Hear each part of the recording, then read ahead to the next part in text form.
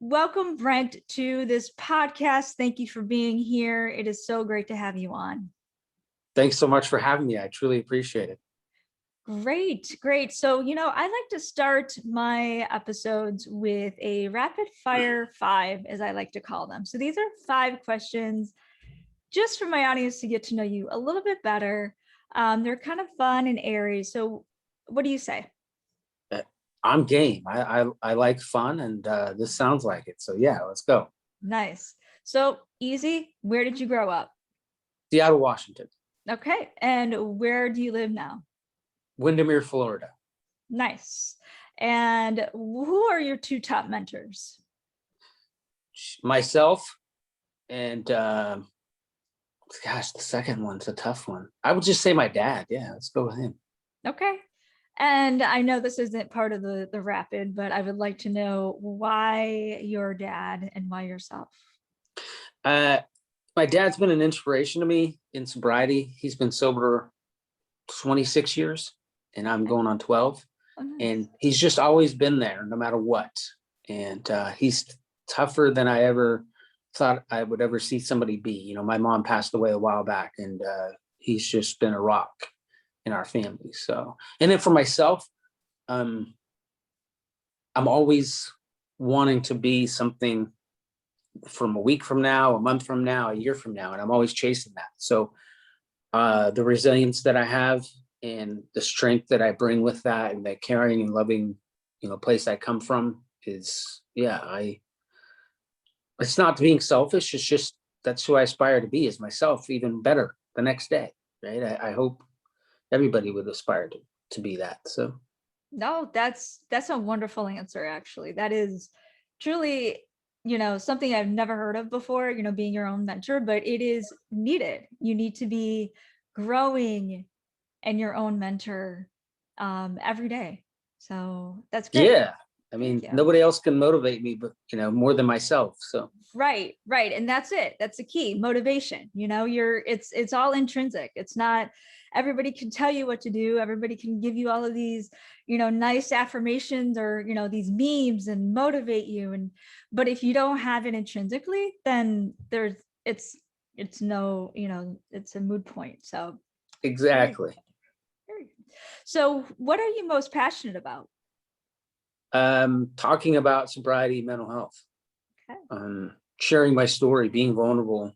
Those are huge. I always tell people I'm alive for a reason, and that's to give back. And I can't do it enough. I wish there was like 100 of me split in all ways, so I could do it even more on a bigger base. But no, that's it. Yeah. Yeah. We'll definitely touch more on that in a bit. But last question is, what is your superpower? Listening. Being a good listener, being there for people. Yeah. 2 ears and 1 mouth, right? Yeah. Yeah, that's great. I mean, I guess I love talking, but I find that a lot of people come to me for guidance or just an ear, and I'm totally fine with that, and I love it. Yeah. So yeah, listening. Yes. Great. So now I want to know a little bit more about you. I know we got a little taste of it, but what is your story? You kind of mentioned it already a little bit, but what is your story or your background, and how did you get started in Family First? Yeah, so growing up in Seattle, Washington, I'll try to make this as quick as possible, but it was great. I had 4 sisters, all older than me. I was the baby, mom, dad, the whole family, as they call it, the American dream, the white picket fence. We weren't poor, we weren't rich. I played a ton of sports growing up. Soccer was the main one, where I got to travel across the United States and into Canada and play in tournaments and stuff. And we moved. And so that kind of led me down the spiral of addiction and my mental health being bad, because I didn't even know what that was. Being in Seattle, we moved about 70 miles away to a small town, and I was the only one to go because all my sisters were way older. So the one closest to me in age wanted to stay back as well and go to her high school. And then she ended up staying with family and friends. And so it was just me. And I went from something big, something small, and that scared me. I didn't even know what that felt like, being scared, because I never was before, I guess. And that led to stumbling upon alcohol, not even through my dad, who was an alcoholic at the time, but it was through some other people in my life that I knew. And, I became, as I tell people all the time, a turtle when we moved, because I was like, oh my gosh, I don't know anybody, I was scared. They didn't have the sports scene that was in Seattle. So I became a turtle. And when I started into using alcohol, I became that guy again that was back in Seattle. So it kind of all formed, and all of this process, I had no idea. So fast forward, my drinking problem started then at the age of 12, and not knowing that it would be a problem or is a problem or anything like that. I didn't go to counseling. And looking back now, that was a childhood trauma of moving. And then another one was my parents got a divorce within that year. I stayed with my dad, and it was just him and I. So I went from, within a year and a half, a huge family atmosphere, to just my dad and me. And I didn't know what to think. My parents, I didn't know counseling or therapy or any. I mean, I needed something, but I didn't get it. So from there, my run started of drinking all the way up till 34 years old, is when I got sober. And then from sobriety and all the destruction I created in between there, I really found a passion for speaking and loved giving back and being vulnerable, knowing that if I just wore my heart on my sleeve, that people would be attracted to me and want to talk. And I wanted to do that because I wanted people to get it out, because I felt the more I got out my feelings and everything, the better I felt. And so from that, I started my own businesses in that journey, in speaking to kids in high schools, and then starting a Facebook page and just trying to help people everywhere. And then in the last year and a half, my daughter's mom wanted to move out here to Florida because they're big Disney people. We're not together. So I'm like, sure, I'm going to move. Yeah, my daughter wants me to move out here. So as hopefully any good dad would do, I just said, sure, not having a plan or anything like that, not knowing anybody in the state.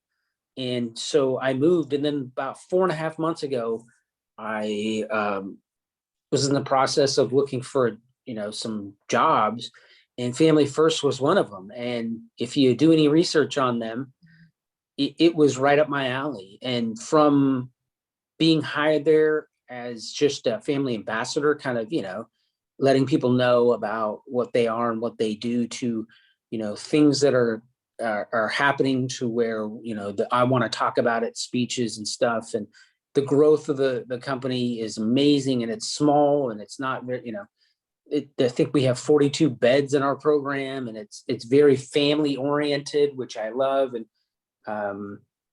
they're all about that. So I fell in love with it. Everything they had, their values and stuff. And now I get to take my speeches from something small to even something way bigger. And that's what I'm excited about and love. And anything I pitch or talk about to these guys, they're like, yeah, let's do it. And I'm like, really? So yeah, kind of in a nutshell. Oh, that's wonderful. And thank you for sharing. It's always, you had I don't want to say chance, but you wanted to give back. People who are either, in sobriety, they don't know what to do sometimes. And you took it upon yourself to take what you learned and give it to others and get into that speaking, which I think is tremendous. And, somebody who has gone through all of that, used your story and putting it out there for others to learn.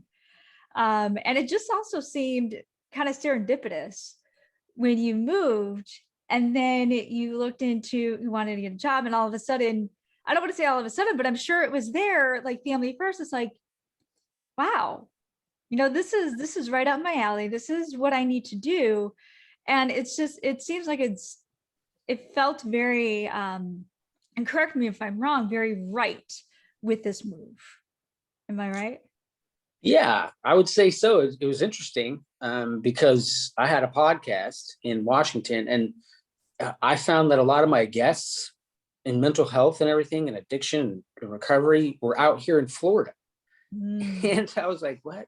So when I moved here, I had somebody that I wasn't like friends with, but who was a guest on my show. And they're like, dude, Florida is like the, recovery capital of the world. And I'm like, really? interesting. Not knowing that, right? There's recovery centers everywhere in the state, but Yeah.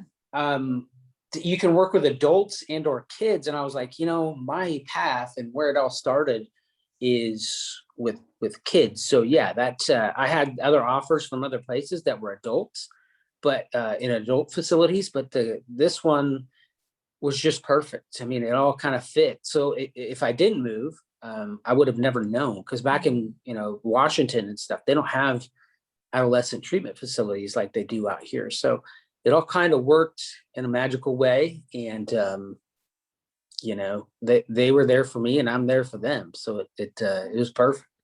Great. I'm glad to hear that. So I want to kind of get into more of what you do in Family First. Um, I'm curious, how big is the concern for mental health in adolescents? Like, what are the statistics? Oh, geez, they're crazy. Mental health just alone, but let's just talk about let's just say alcohol, for instance. Yeah. The one I'm passionate about, as well as mental health. But even now with COVID and coming out of it, it's going to spike tremendously. We won't see those numbers for a while, but alcohol alone, just in kids in general, right, ages 12 to 20, according to the Center for Disease Control, the CDC, about 5,000 kids die every year from Wow. alcohol, which no one ever talks about. It's never brought up. It's never, you hear so many other Yeah. different things, but I Why mean, is that? I mean, I'm sorry to interrupt, but that's no, like yeah, a question that I have is why aren't we talking about this? because it's legal and there's money to be had. So the greed comes into favor, and then since it's legal and it's been around forever, and they see it in movies and TV shows, and everybody does it because for some reason in the United States you can't have fun without a drug. So that's a huge thing. Kids grow up and they see their parents doing it. Well, if they do it, they don't know how their brain's going to react. Mhm. And when I ask kids all the time, like, how many of you have alcohol in your household? Everyone raises their hand. I go, how many of you have crack in your household? No one raises their hand. So there's some of the reasons, because it's a little harder to go out and get crack than it would be to find alcohol in your own home. Yeah. And so that's why those stats from 12 to 20 are so high. But yet alcohol, that drug, alcohol, which it's always hard for me when they say alcohol and drugs. I'm like, well, it's a drug too. Why don't you just say drugs, right? Mhm. But in this instance, I'll say alcohol. Um, it'll kill you. It just won't kill you as fast. But then again, you don't know how your brain's going to react to it when you first drink it. You have no clue, right? So my biggest push and my passion through Family First and my speeches is I would hope someday that I could touch so many people and make them aware that Family First would go out of business. I mean, I want to put my own company that I work for out of business so they don't have adolescents in there, right? Yeah. Mental health wise, that's a little different because the stats are only going to go up. And that comes from a lot of things. And here in the United States, we don't talk about our feelings as much, and they're shunned upon. And that, everybody says, for instance, at a shooting or something like that, well, they're mentally something. I'm like, well, then riddle me this. How come it costs more to go see a therapist, because it's like they talk mental health, but I'm thinking to myself, well, if you have mental issues, they're not going to go away. You need to see a therapist for years. How much does that cost, right? And if you don't have insurance, how much is that going to cost? And then the ability to go find a therapist, how hard that is. How easy it to buy a gun compared to therapy? I mean, hello, Yeah. no one. So it's just not like put in your face talked about enough to where people will understand and get it. It's just kind of swept under the rug, and like, oh, it'll be fine. But then when they do, they want to try to find their own little ways about it here in the United States. And it's just obvious, I think, that it all starts as a child. And if you don't get things fixed, like a divorce, like a move, like all these little things, then all those little things turn into big things. And then poof, next thing you know, you're gone, Yeah. and you're running. So there's so many different things that I could jump into with that. I mean, I could talk for hours. No, I could too. Unfortunately, I know. Well, and that's the thing. Like what you were mentioning, I think it's all communication. Like there is a difference between women and men in communicating, right? Men, as you said, have a hard time communicating the feelings, because you weren't brought up to talk about your feelings. And then what happens is it suppresses and suppresses and suppresses, especially if it's something that's traumatic in your life, right? You cannot talk about any of your feelings to anybody. So that suppression takes a hold of you, and it's going to come out in any way that it can, whether it's alcohol, which is easy, like you said, I can find it anywhere, or whether it's shooting in schools now that we see. And the violence that has gone up, the addictions that have gone up, we have got to stop this. We have got to sit down and say, look, it's okay for both men and women, little boys and little girls, to talk about what's going on in their life. And it starts with the family. And I like how you have it family first, because it does start at home. Right? definitely. It's hard, because I mean, I didn't even, grow up with a family that they loved me, but there was a lot of things that were not talked about.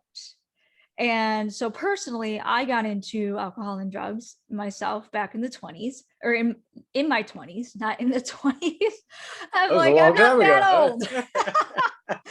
old. Back in my 20s, but it wasn't, I don't think they really thought about it, but it wasn't mentioned.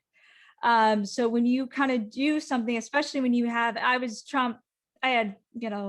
bullied back in the day. And I think I used that, like how you used alcohol to be a part of something, to be a part, to feel like you're a part of a group. I used it as well to feel a part of the group. So I think what we have to do is we have to go back as a family, as parents, even if you're, divorced or anything, be that mom, be that dad to talk to your kids and say, this is what happens when you do A, B, and C. This is you, and either teach them about it or teach them other things that they won't get into trouble and get into that and talk. That's all we need to do. Is talk. Yeah. Let's have that conversation. Why is it so hard? But it is. It is. So many different areas of that are tough. And that's why I think being a good listener is the superpowers, because, you can save somebody's life just by listening without saying a word, because a lot of people, all they want to do is get what's in them out of them. And other people are always trying to, well, do this, you should do this. Or, if you just sat there and just listen to that person without interrupting, or you might interrupt or shake your head or whatever, and just sit there and go, yeah, okay. And let them figure it out and move on and go from there, and keep listening. It's the easiest thing, but in our society, unfortunately, it's like you mentioned, it's harder for males to talk than females. Yet for me, I guess that would be another power, is sharing my story, is not only helping myself, but helping others. So no matter what, if it's bad, good, or indifferent, I love it, and I cry, I'm emotional, I'm all of that wrapped into one, and that just makes me human.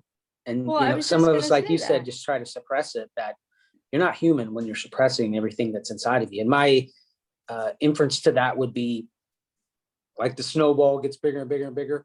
When I'm in front of kids, I'd say, well, Shaquille O'Neal is my problem today. And he's standing right in front of me, and he gets to tackle me.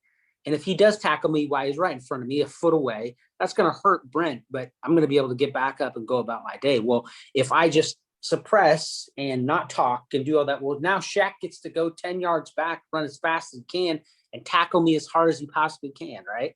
Mm-hmm. Well, now I'm going to be in some trouble. That's going to really, I'm going to the hospital, probably going to be broken and beat and all these different things. And that's going to set me back.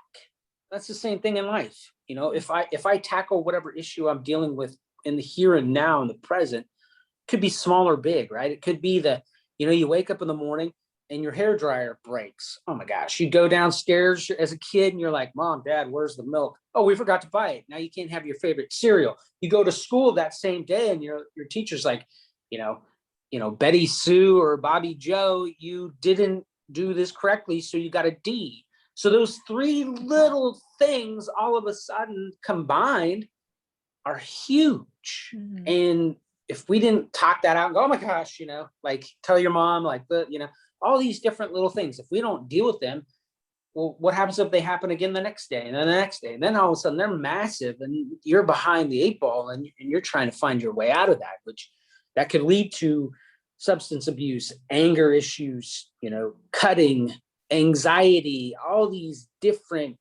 issues, all because of these little things that you didn't take care of. And what does that even mean, take care of? It can mean a number of things. But if you get it out and say, man, I'm just so frustrated. This happened, this, oh my gosh. Yeah. Somebody could listen to that and go, I've been there. I've been through that. They could be either sympathize or empathize. So if you don't just hide that and just say, it's no big deal, then that's when it's going to get worse and worse. Then if you had a drug, then you're really in trouble. Yeah. Yeah. I mean, and that's the fact. And people don't look at it though. They think that you have to have a traumatic experience, in order to feel that way, in order to have the mental issue. But it's all on how we are taught to communicate in terms of what happens in our daily lives. Like you said, something happens, over and over again. And it could be small, but that is a trigger. That is a trigger. So that small thing can turn into, like you said, a huge thing. And it triggers you to go off the rails, to, again, you're not taking care of it at that time.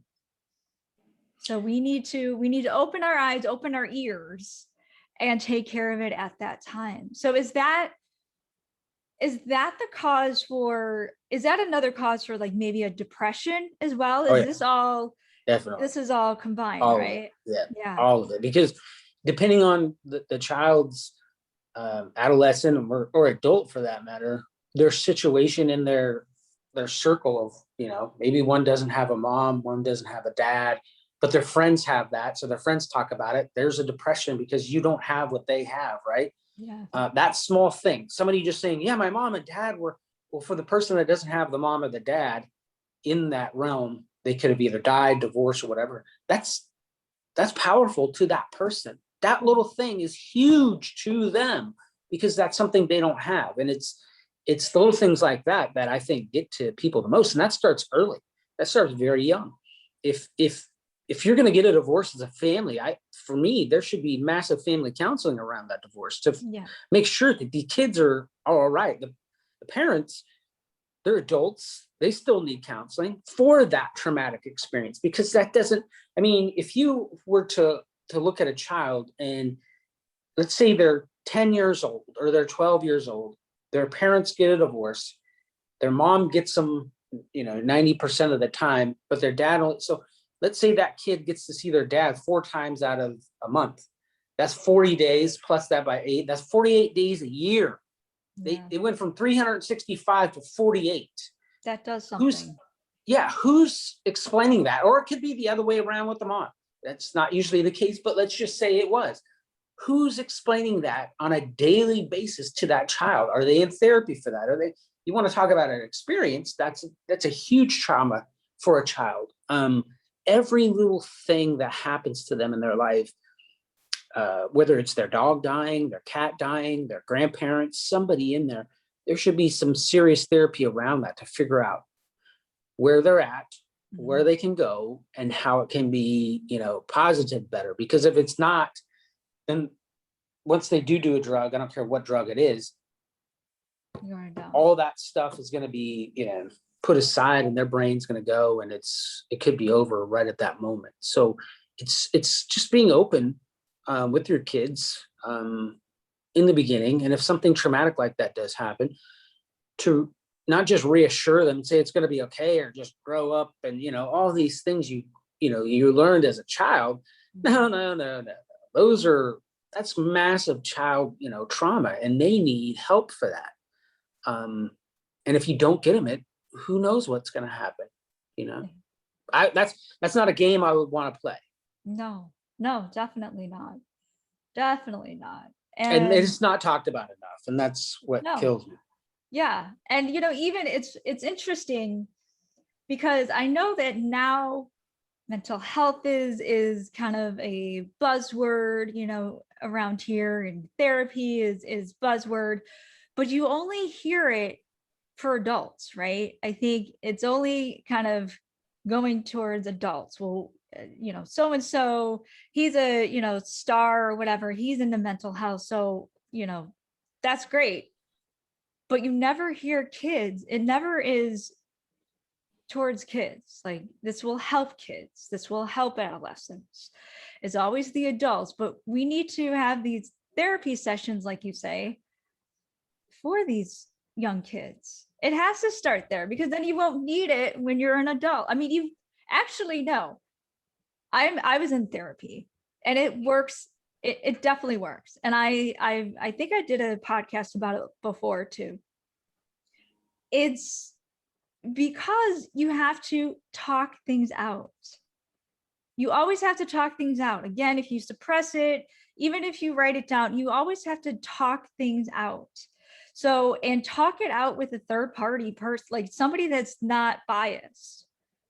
Because if you talk it out with your friends, they're going to tell you what you want to hear, right? If you talk it out with a family member, they're going to shoot you down or something like that. So it doesn't always go right. But if you see a therapist, if you see a professional, you can talk things out, and that's it. Like, they don't need to come to the table with like a response of, this is what you should do.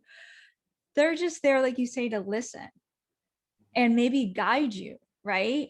So we talk about therapy. Is there any other form of treatment that Family First does? Is there anything else, or is it just strictly therapy?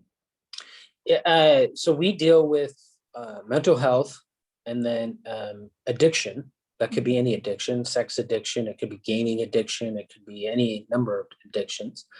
Our boys, because we're adolescent facility, age 13 to 18, all male. We have 4 different houses where we have them at, so they don't feel kind of strange like in a hospital environment. They're in homes, so it's and then we involve their families a ton, and their families go through therapy as well. We just had a conference not too long ago, and one of our presenters was Sarah Bacon from the CDC, and she said it's non-negotiable to work with an adolescent without the family involved, right?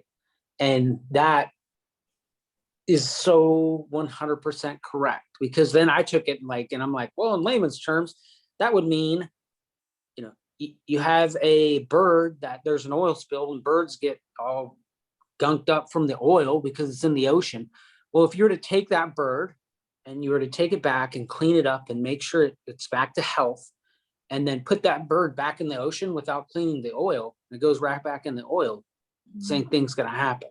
Yeah. So as a family and as a child, we got to take the child away, fix that child, but at the same time, heal the family as well. So it's a double way of doing it the way we do it, right? So that's what I love about it as well. Is it's just not the child. I mean, I get to be part of a group where I listen to parents that are a week in and still join this group via Zoom that their kids have been out for years, yet they just want to be there to get the help even more, and then maybe help somebody else. So it's mental health and addiction, and we work it in all different ways. They could be there for 45, 60, or 90. And in our therapy, it's called NARM, It's the way that our therapists and stuff go about working with the kids, and that NARM training is just a sense of listening more than anything else. Not trying to be the, judge, jury, and all that. It's letting them find their way and being open and all of that throughout that process. And they get to do a ton of stuff, and it's unique, and their school is not affected. Nothing is affected when they come to us, except their environment. They're not with their family. And so with that, they're in school. They do a lot of different yoga, all that good stuff. And if they don't, we find things for them they like to do. That could be art, that could be a number of different things, their passions. And so, yeah. So do you find do you find it that they respond well to this, or are there challenges? Is there anything that, I think there's always challenges with people, but I think the kids that respond to it it's a shock almost to them, because they've probably been in it before. Mm-hmm. And it's somebody just always on them. We're very different in the way of how we approach it. And I think, and maybe at first that might be a shock to them, but after a little while, they get used to it, and it becomes good for them to be open, right? It's not like, man, you need to not talk. Well, here we want you to, and know that you're going to be a part of our family forever. It's just not, okay, you're here for 60 days or 90 days and see you later. No, there's a year program after this. And then from there, we still want to talk and be a part. And, we have a family's Facebook page where the families still talk that have been through a program. So they're still together and they talk and stuff. And if you just try to, what is it? I always try, you can't fix it. There's no fixing mental health or addiction. Right. It's not a broken leg. It's not, your car got a little fender bender, you can buy new parts. Well, you can't buy new parts for your brain. And so it's a process, and it's going to be there. And if you just drop the process all alone, well, then that person's probably going to go back, right? That's why in treatment stuff, they always say to go to AA and do all the NA and, go to these groups and do that, because you want to have that family still around you. And so with us, we're going to provide that. If it's not us, it'll be somebody else, but mostly the time it is us. And we want that forever. And we're not big. I mean, it's a 5-to-1 ratio of therapist to kid, right? Okay. So they're really getting the help they need. It's an amazing thing. I wish they wouldn't have to be there. And that's my goal, of course, like I talked about. Yeah. But I'm happy to know. And if I had them when I was that age, my life would have been completely different. But it's just heartwarming. And it's every day you wake up, you realize that you're making a difference in people you work for. We're all in the same boat. We're all rowing the same way. Nice. Yeah, they definitely need that support system. It's not like you said, it's not just, so many days and you're done, because it's never happens. We're humans. We have that behavior pattern a lot. We go back to our old habits when we're not looked at or judged on. We in closed doors, we can do whatever. But if we're strong enough and have that support, system, it's definitely very good, in the future, for our future. So my question actually is for Family First. So this is just in Florida, right? This isn't anywhere else. Yes. Are they thinking about expanding, or is this something? At some point, yeah. They are very strategic as far as what they don't want to grow too fast, because they don't think then that they're doing the service they need to do. And I get those questions a lot. I get the questions of why not females as well. Well, they, James, who's the founder of Ben, they wanted to start slow, and they wanted to start with what they knew, which was males at the time. Nobody can be perfect, but they want to be as great as they possibly can be in that realm before they jump to another. Mm-hmm. And it's an awesome approach because everybody just seems like they want to just jump in with everything and then worry about being great later. Well, these guys actually wanted to be great before everything else. Great meaning the program they're building, and it's a slow process. And they're like, we're not, we don't have a problem with going slow as long as we're doing it the way we think would be correctly. And that's all about the kids. It's not about anything else. Right. And so I think in time they will grow. But that could be 5 years, that could be 10 years, that could be, they're slowly growing more and more. And we have 42 beds right now, and they might, we have other people throughout the United States that, and we'll fly kids in from all over. Oh, wow. It's just, these guys are wanting to go about it slowly, and we bring them to us. And then I think at some point there'll probably be another place somewhere, but right now it's just in Florida. Yeah, no. And I think it's also good that it's boys only too. I think there needs to be more facilities. I haven't done a lot of research on it, so I'm not 100% sure if that's true or not, if there's any more facilities like this, organizations that are strictly for boys. Because like I said in the beginning, it's, boys aren't taught to communicate their feelings. So if they have a closed space and other boys, in that space, they're more apt to kind of be a little bit more vocal rather than, if it was a boys, girls. I think it would be, I think they're going the right way, and starting slow is probably best.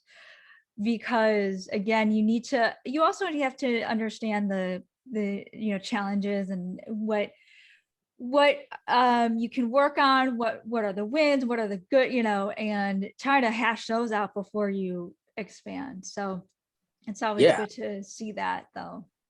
Yeah, and that's what I love about it, is that they're in no hurry, and they're going to do 100% with the kids they have, right? Not just 75 and let's build.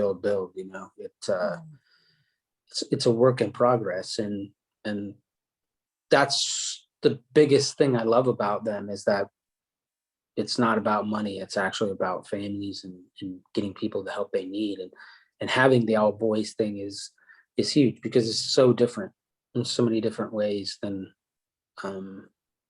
what girls go through compared to boys. Because as you said, we're looked at as like, oh, you got to be the this, that, and tough guys, and all. Yeah, that's that stereotype I hope to destroy by the time I die. Yeah, it has to be destroyed. So where can people find you?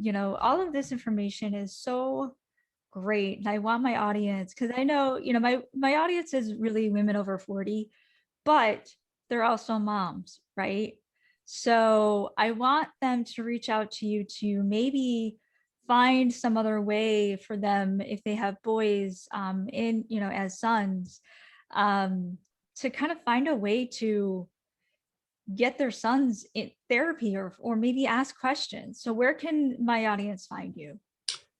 For Family First, it's I always give people our website. That's the best way, because everything is on there, and that's familyfirstas.com. And the AS stands for Adolescent Services. So it's familyfirstas.com.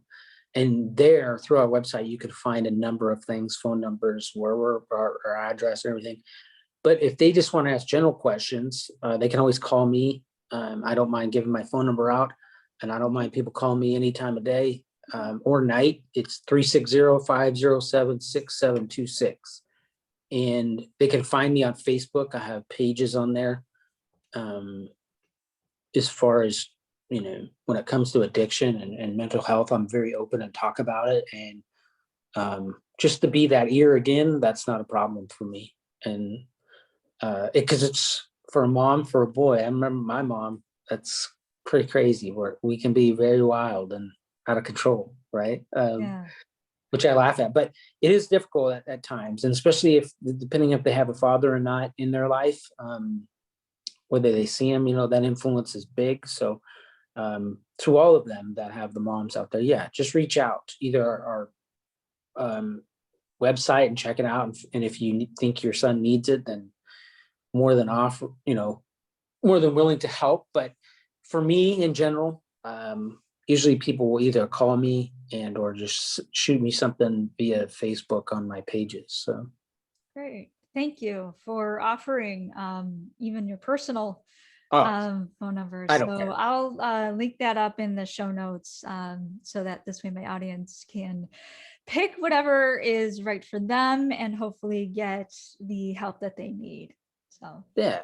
I always say, talk is cheap. So if I don't give and be the ear I talk about as my superpower, then yeah, I'm just talking. Right? So I got to put pen to paper and let it go. Right. Exactly. Well, Brent, before I get to the last question, I want to acknowledge you.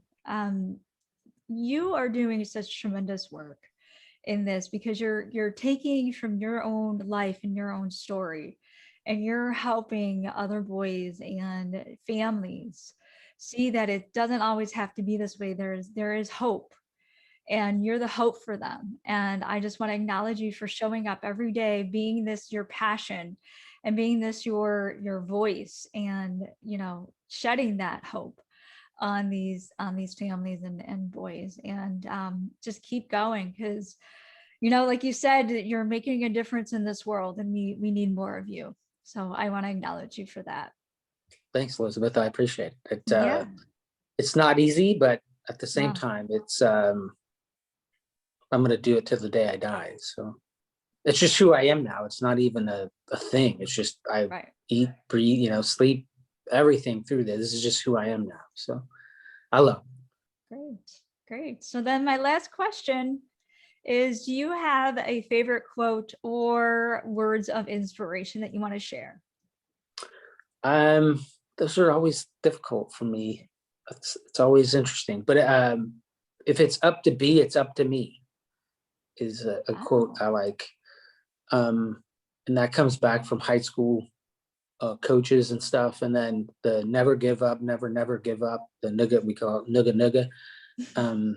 But if it's up to be, it's up to me. And in the end, it is up to you. Again, we go back to ourselves and myself and being my mentor a week from now, a month from now, a year from now. In the end, it comes down to you. You can either take the right turn or the left turn. So those are usually the ones I guess I would go with. Nice.